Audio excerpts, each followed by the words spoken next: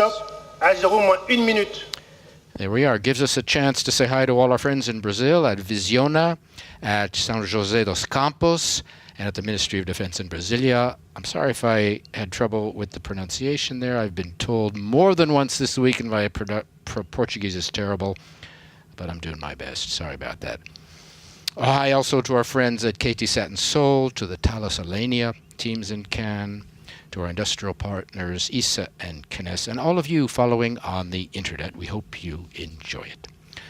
We're going to cut away and let you listen to the DDO as he calls out the final seconds. Watch for the cryo arms to open at -5. À tous les DDO, attention pour les décomptes finales. 10, 9, 8, 7, 6, 5, 4, 3, 2, 1, top. Allumage Vulcain. Allumage EAP, décollage.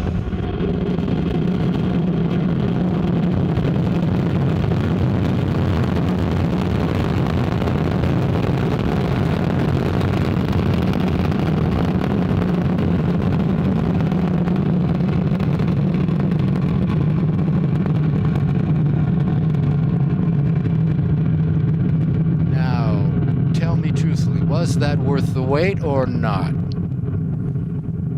Ariane 5 beginning her mission, lifting off beautifully from the ground here in French Guiana with a lot of fire. Beginning her mission, the 4th for Ariane Space this year, with her 2 new satellites for different regions, for Latin America and for Asia. Making her way up through the clouds, which have passed over us, giving us a great Les paramètres à bord sont normaux. DDO says everything is well on board. The 2 boosters are providing 99.0% of the thrust, propelling the launcher along her trajectory at an ever higher velocity. 775 tons at liftoff. That's a total mass. She's burning 5 tons of fuel every second, 2.5 tons in each booster, and another 300 kilos in the core stage. Ariane 5 is now following the program in the onboard computer, which gives all the orders. The DDO says everything is fine on board.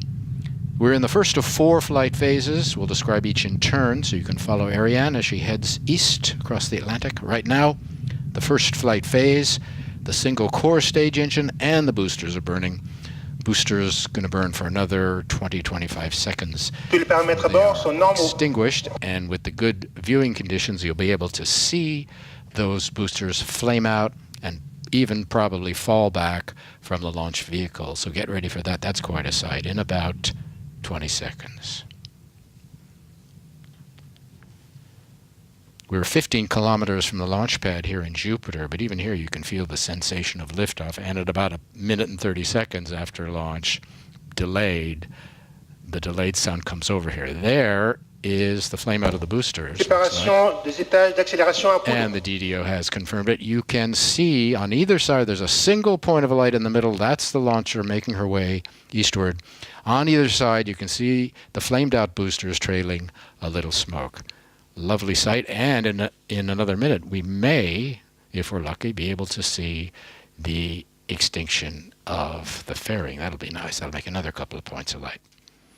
The 2 boosters fall 500 kilometers from shore in a protected area. What that looks like is this. There's another booster on the left of the vehicle out of camera range. La trajectoire est normale. At the bottom of your screen, on the left our altitude, on the right our speed.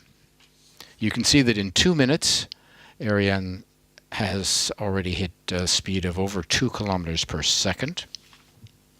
The speed we need to inject a satellite is roughly 9 kilometers per second. So keep your eyes on the numbers. When we get near the region of 9 kilometers, you'll know we're getting close to separation.